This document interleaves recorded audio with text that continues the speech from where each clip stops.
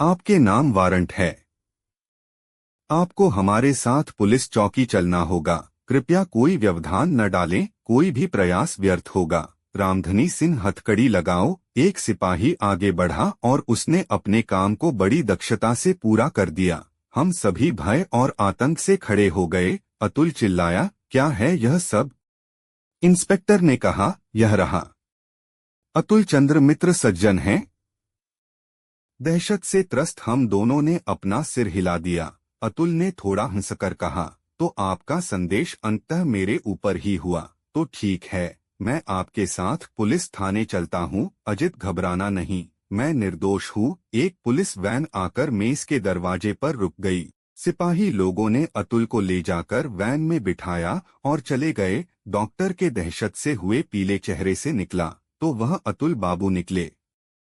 कितना अजीब है, चेहरा देखकर किसी की प्रकृति का पता लगाना असंभव है। मेरे जैसे शब्द ही खो गए थे। अतुल हत्यारा।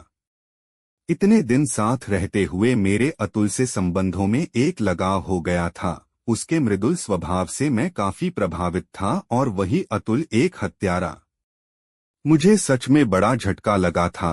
अनुकूल बाबू ने अपनी बात आगे बढ़ाई हुए कहा, इसीलिए यह कहा जाता है, किसी अजनबी को शरण देते समय 2 बार सोचना चाहिए। लेकिन कौन कह सकता था कि वह व्यक्ति इतना। मेरा मन बहुत अशांत हो रहा था। मैं तुरंत कुर्सी से उठकर अपने रूम में गया और जोर से दरवाजा बंद करके लेट गया। मेरा मन नहाने या खाने को नहीं हुआ। अतुल की चीजें दूसरी तरफ रखी हुई थीं। उन्हें देखकर मेरी आंखों में आंसू आ गए। यह एहसास था कि वह कितनी मेरे नजदीक आ गया था। जो समय वह बोली था कि वह निर्दोष है, क्या पुलिस से गलती हुई है? मैं उठकर बैठ गया और अश्विनी बाबू था बाबू की हत्या की रात से एक एक घटना को विस्तार से सोचने लगा। अतुल फर्श में लेटकर अश्विनी बाबू और डॉक्टर की बातचीत सुन रहा था। वह यह क्यों रहा था? उसका क्या प्रयोजन था? यह सोचते सोचते लगभग 11 बजे मैं भी सो गया था और मेरी आंख सुबह ही खुली थी। क्या पता इसी अवधि में अतुल ने, लेकिन वह अतुल ही जो शुरू से यह कहता रहा है कि यह हत्या है न कि आत्महत्या। यदि हत्या उसी ने की थी तो क्या वह ऐसा कहकर खुद ही अपने गले में फंदा लगाता? और क्या यह संभव है कि उसने अपने को संदेह से दूर रखने के लिए जानबूझकर यह कहा हो और पुलिस यह सोचे कि चूंकि उसने खुद ही हत्या की बात पर जोर दिया है, इसलिए हत्यारा वह नहीं हो सकता?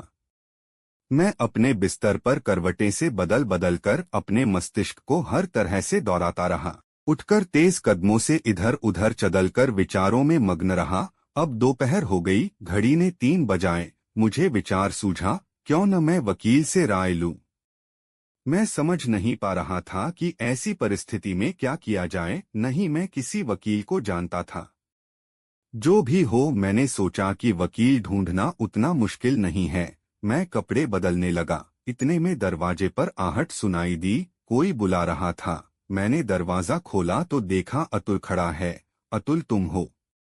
मैंने खुशी से उसे बाहों में भर लिया। सारी दुविधा कि वह अपराधी है या नहीं, सब मेरे दिमाग से हट गई जैसे कभी आई न हो। उसके बाल उलझे थे और चेहरे पर थकान थी। वह मुस्कुराकर बोला, हाँ अजित, मैं हूँ अतुल।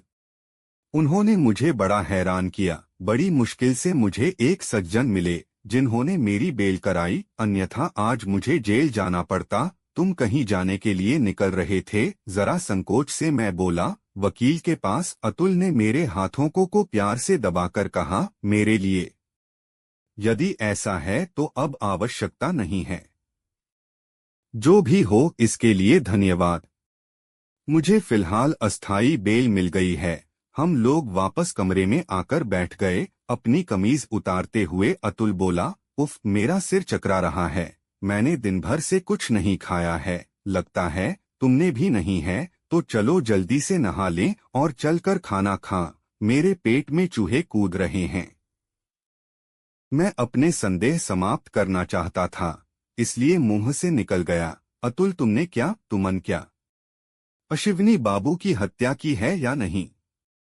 अतुल फीकी हंसी हंसकर बोला, यह बहस हम लोग बाद में करेंगे। इस समय हमें जरूरी है खाना, मुझे चक्कर आ रहे हैं, लेकिन इस समय नहाने से अधिक और कुछ जरूरी नहीं है। डॉक्टर कमरे में आ गए। अतुल ने उन्हें देखाकर कहा, अनुकूल बाबू, कहावत के अनुसार विलक्षण प्रतिभा की तरह मैं लौट आया हूँ। अंग्रेजी में एक कहावत है, खोटा सिक्का नहीं चलता। मेरी स्थिति बिल्कुल वैसी ही है।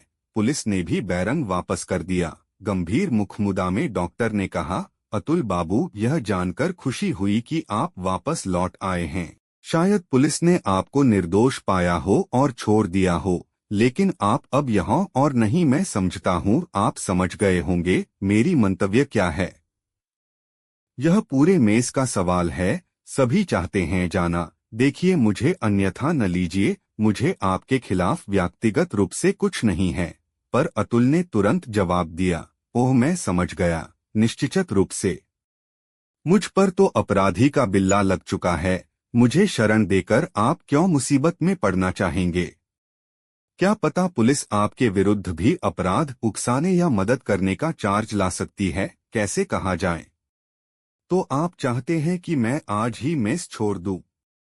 डॉक्टर कुछ देर तो चुप रहा, फिर अनिच्छा से बोला, ठीक है, आज रात रह जाइए, किंतु कल सवेरे। अतुल बोला, जरूर, मैं कल आपको कष्ट नहीं दूंगा। कल मैं अपनी जगह तलाश कर लूंगा।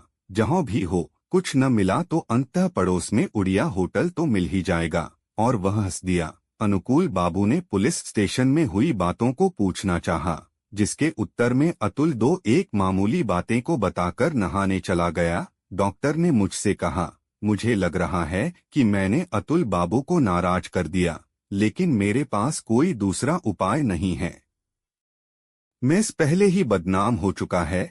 यदि मैं उसमें किसी अपराधी को और शरण दूं तो सुरक्षा की दृष्टि से क्या सही होगा, आप ही कहिए।